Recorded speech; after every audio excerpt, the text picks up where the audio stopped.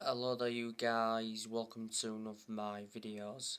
Going to be giving you my predictions for Manchester United's game against Burnley at Turf Moor. It's Tuesday night, the 8th of February, it's an 8 o'clock kickoff. So score prediction, I'm going to go with 3-0 to Manchester United. And the goal scorers, I'm going to go with Cristiano Ronaldo. I think Cristiano Ronaldo will get 2. And the other goal scorer, I'm going to go with Marcus Rashford. So that is your predictions. On my next video, I will be giving you my predicted 11 for this game. Recently, Manchester United were knocked out of the FA Cup 4th round by Middlesbrough. Middlesbrough won 8-7 on penalties. Anthony Elanga missed the decisive penalty. And reflecting on that, Anthony Elanga was racially abused on social media.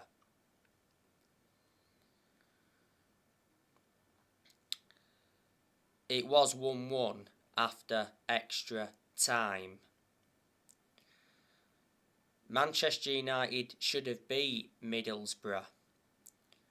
We had a lot of chances in the game, especially in the first half. We had a total of 30 shots. Cristiano Ronaldo missed a penalty in normal time.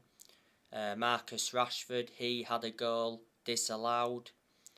We saw Fernandes hit the post. Jadon Sancho hit the crossbar in the first 90 seconds of the game. Jadon Sancho scored against Middlesbrough. That was his first Old Trafford goal. Took his goal well, and he scored on his FA Cup debut. To be fair, Sancho enjoyed a very good game. Middlesbrough's equaliser was controversial. In the build-up to Middlesbrough's goal, Duncan Watmore handballed it. So for me, the goal shouldn't have stood. It was Matt Crooks that scored the equaliser.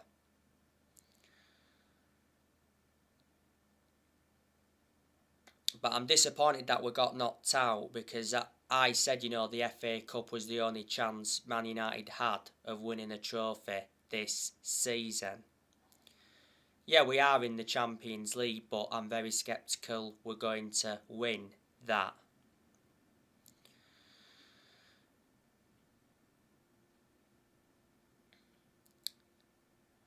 Now, the last time Manchester United lost at Turf Moor was back in 2009. It was 1-0 to Burnley.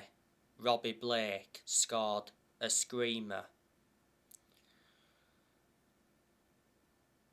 Burnley are bottom of the Premier League at the moment. Burnley recently drew 0-0 with Watford. Sean Dyche is under pressure. I reckon if Burnley get relegated, Burnley will sack Sean Dyche. Sean Dyche has been a very long-serving manager at Burnley. He's been Burnley manager for around a decade. Burnley appointed him in back in 2012. He's under contract with Burnley until 2025. Before Burnley, Sean Dyche managed Watford. I do know a lot of the players that Burnley have got, like I mentioned on the preview earlier on today. Burnley have got Vydra. Vydra is out at the moment with injury. They've got Ashley Barnes, who's good. They've got Jay Rodriguez. Last month, Burnley signed Wout Weghorst from Wolfsburg. Burnley paid £12 million for him. He signed a 3.5-year deal with Burnley. He recently made his debut for Burnley. Obviously, they got Wout Weghorst to replace Chris Wood because Chris Wood last month left Burnley to join Newcastle.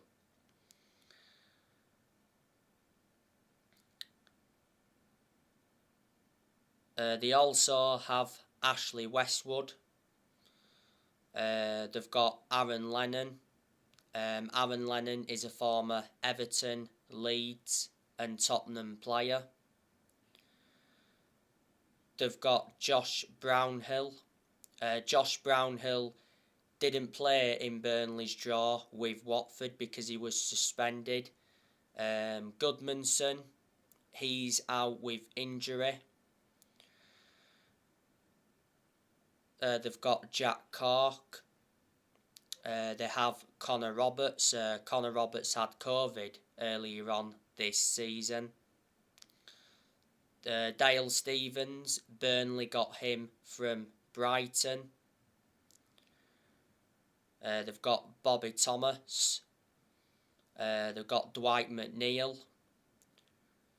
They've got Eric Peters, Phil Bardsley, Charlie Taylor. I think he's a defender. Charlie Taylor's out with injury at the moment. They've got James Tarkowski. That's a very good centre-half. They've got Matthew Lawton.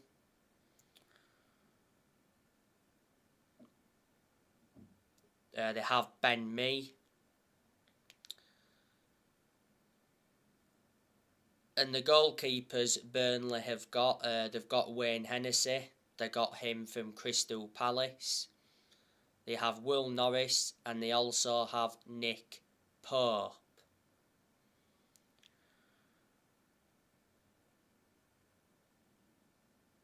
So there you go. And Manchester United won this fixture at Turf Moor last season, 1-0.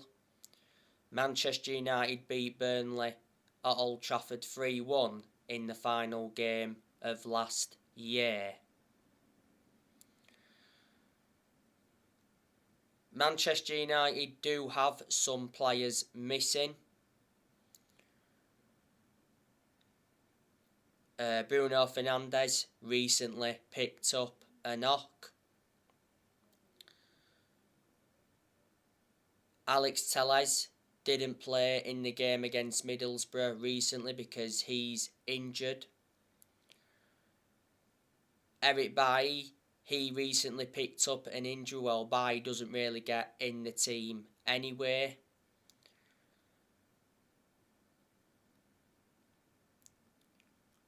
Lindelof, he's been out due to personal reasons. Sancho, I think he's recently picked up an injury. Tahith Chong, he's got an injury as well. And obviously, you know the news regarding Mason Greenwood. Recently, Manchester United fans set their Mason Greenwood shirts on fire. Mason Greenwood is banned from England and Manchester United, so Greenwood can't train or play any matches. Last Wednesday, Greenwood was released on bail after his arrest. Greenwood was arrested twice on suspicion of sexual assault, making threats to kill, rape and assault.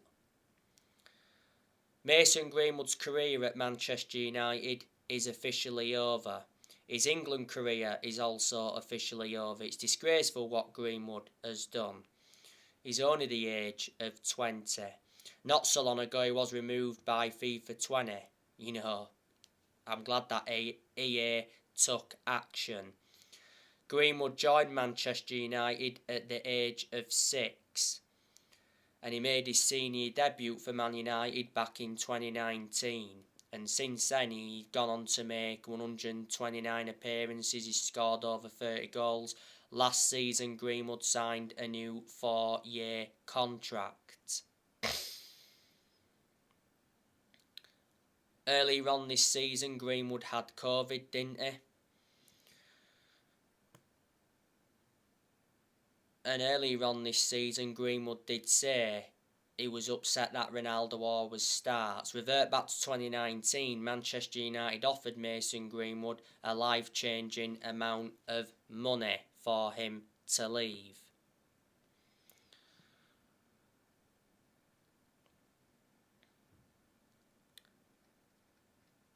Now, as you all know, Ralf Rangnick is facing fresh dressing room revolt at Manchester United. Obviously, Manchester United's players are unhappy with Ralf Rangnick, with his treatment of Jesse Lingard. It said earlier on this season that Ralf Rangnick was losing the dressing room, and it did mention that 17 Manchester United players were unhappy and wanted to leave.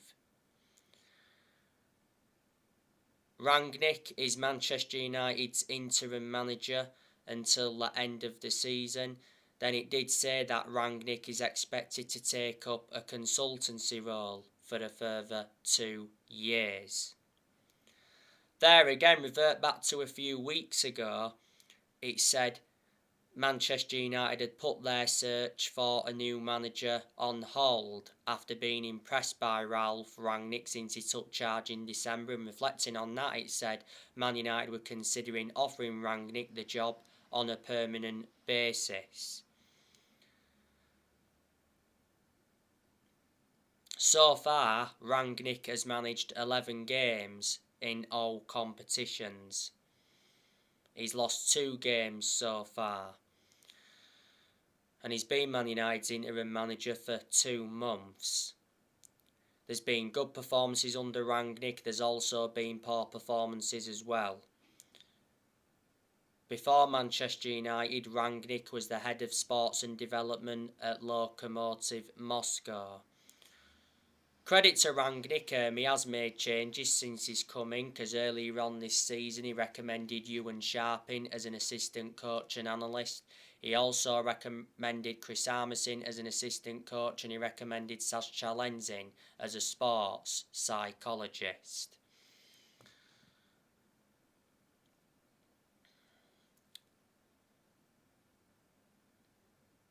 To be honest with you, I think there's a very good chance that Mauricio Pochettino will be Manchester United's next permanent manager.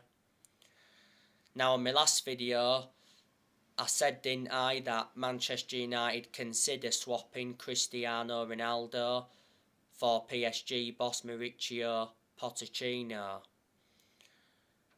Pochettino is Manchester United's #1 choice to be the next permanent manager.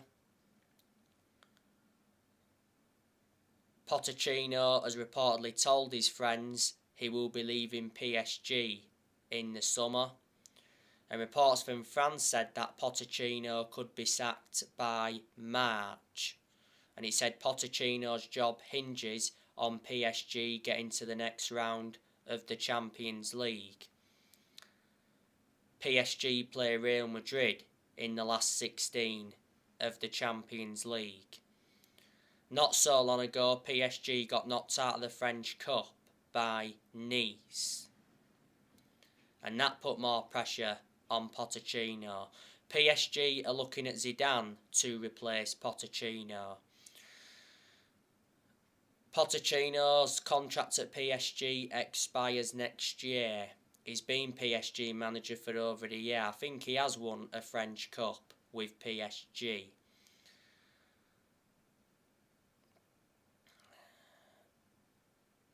I think it'd be the right decision for Manchester United to appoint Pochettino in, because I reckon Pochettino would suit the trappings of the club and he'd get the best out of these group of players. Plus, he's well proven in the Premier League, because before, Pochettino endured a 5.5-year managerial tenure at Tottenham. Analysing the vast majority of his tenure when he was at Tottenham, Tottenham were competing in and out of the top four. But revert back to 2018, Pochettino got Tottenham to their first ever Champions League final. At one point, he almost won the league when he was Tottenham manager. I think Tottenham made a mistake sacking him. Before Tottenham, he managed Southampton. He got Southampton to their highest ever finish in the Premier League, but he only enjoyed a short managerial tenure with Southampton, so they're the clubs he's managed in the Premier League so far, and before Southampton he managed Espanyol.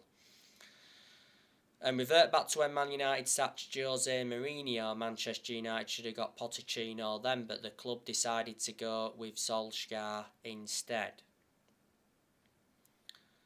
And Erik ten Hag, he's been relentlessly linked with the permanent role at Man United.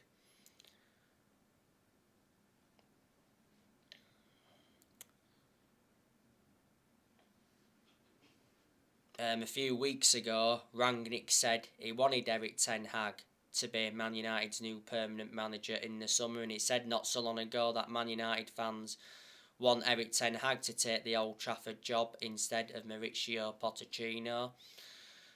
I think if Erik ten Hag came to managing the Premier League, he'd replicate what he's done with Ajax. You've got to admire the work he's done at Ajax. He's won a couple of titles with them. Revert back to 2019, he got Ajax to the Champions League semi-finals, and I like the way he's developed the young players. His contract at Ajax expires next year. He's been Ajax manager over 4 years. Ajax appointed Erik ten Hag back in 2017. Ajax is the 4th club he's managing in his managerial career. Before Ajax, he managed Utrecht. Before then, he managed Bayern Munich's reserves, and before then, he managed Go Ahead Eagles.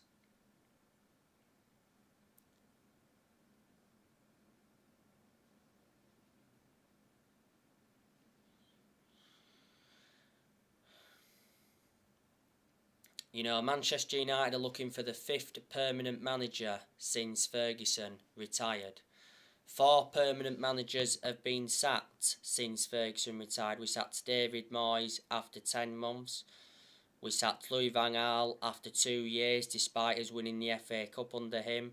Then we sacked Jose Mourinho after 2.5 years. Mourinho did enjoy one good season at Man United because he won 3 trophies in his first season.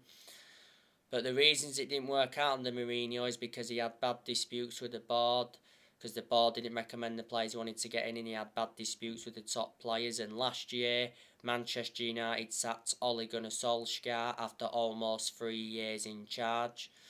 Solskjaer's final game in charge of Manchester United was the 4-1 defeat to Watford.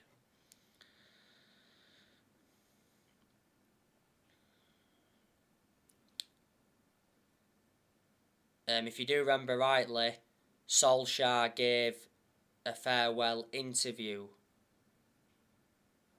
and he got emotional in that farewell interview, which of course was understandable because Solskjaer was part of the club for a long time, and he also adores the club. Manchester United paid off Solskjaer around $7.5 million because, revert back to last summer, he signed a contract until 2024. There's an option, or should I say there was an option of a further year.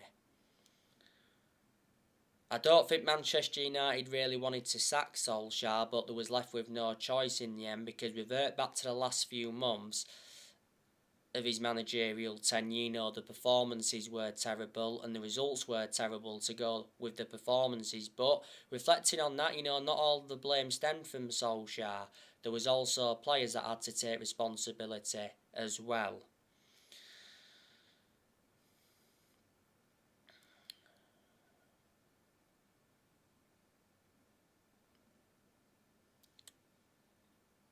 Solskjaer doesn't have a proven pedigree as a manager. The clubs he's managed in his managerial career, obviously managed Man United's reserve team for a couple of years, so watched some of this team grow and develop, and he managed Cardiff. His record at Cardiff was terrible. He only enjoyed a short managerial tenure with them. He got sacked from Cardiff because he got them relegated. He enjoyed 2 spells at Molde, won a few Norwegian titles and that with them, but they're not a big club. And of course he managed Manchester United's senior squad. But, reflecting now on he was Man United manager, he did gain some managerial experience and he learnt a few different things on the job. Solskjaer had a proven pedigree when he was a United player because he won a lot of trophies when he was a United player. His most iconic moment as a player was when he scored the winning goal in the Champions League final at the Nou Camp back in 1999. He won the club the treble, and that is the club's greatest achievement. And as a player, Solskjaer made 366 appearances in all competitions and he scored 126 goals. He endured 11 years as a player, so he flourished under Ferguson's guidance. Solskjaer did get appointed in as the interim manager back in December 2018. He replaced Mourinho. Solskjaer was the interim manager in his first 3 months. Obviously, he did well as the interim manager, so the club decided to give him the job on a permanent basis. Obviously, when Solskjaer was United manager, he signed around 14 players. Manchester United spent over £400 million under Solskjaer. Let me put into the equation as well that Solskjaer got rid of a lot of players when he was United manager. He got rid of players permanently. He loaned players out. A lot of the players he got rid of permanently, he released Sergio Romero and Joe Pereira. He also let Ashley Young go, Valencia, Smalling, Darmian. He let Fellaini go, he let Herrera go, Angel Gomez go, he let Sanchez go, he let Lukaku go. He also let Daniel James leave last summer. So there are a lot of the players he got rid of permanently. I can't remember all the players he loaned out. Obviously, there was some progress that was made under Ole because in his first full season he got us to 3 semi-finals and a 3rd place finish. Then in his second full season, which was last season, he got us to the EFL Cup semi-final. He got us to the quarter-finals of the FA Cup and, he got us to the Europa League final last season. That was his first major final when he was United manager. But unfortunately didn't win it. And last season got us a 2nd place finish. And don't forget, Manchester United did go 29 games unbeaten away from home in the Premier League when they had Solskjaer. So yeah, definitely there was positives to take from his managerial tenure. I also like the way he developed the youth. Solskjaer obviously didn't win a trophy when he was United manager. I said he was never capable of winning trophies as a manager. And revert back to the start of this season when Solskjaer was United manager. I did say, didn't I, the pressure was on him and this season was always going to be big for him. I did say that, he had big expectations to exceed and them expectations were far too high for Solskjaer to exceed.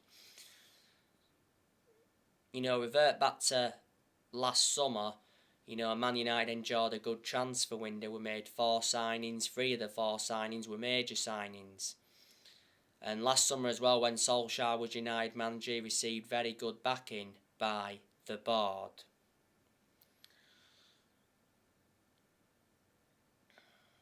So there you go.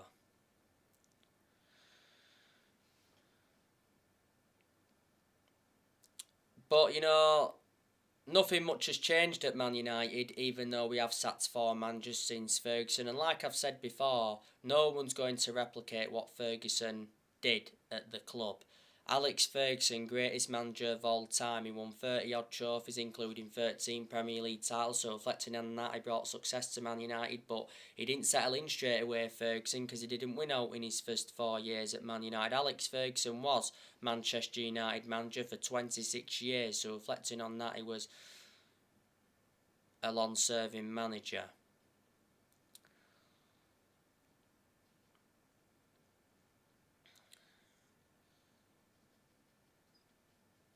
And like I say, not so long ago, Ed Woodward stepped down. That was good news from a Man United perspective because Woodward was one of the biggest issues at the club for a long time. Ed Woodward was at Man United for 17 years. Richard Arnold replaced Ed Woodward as the new chief executive. The Glazers, I think we've got to get them out. They've been a big issue for a long time. The Glazers have owned Manchester United for around 16 and a half years. They bought the club for 500 million back in 2005. In the summer of this year, I'm expecting Man United to make some signings. On the other side of things, I'm expecting a lot of players to depart the club in the summer. Last month, Man United enjoyed a very poor January transfer window because we didn't make any signings. Plus, Lingard and Henderson didn't leave. We blocked them from leaving. I can't understand why, because they don't really get in our team. We had the incident with Mason Greenwood towards the end of last month. But like I say, we loaned quite a few players out, didn't we, last month? I think around 8 players left last month.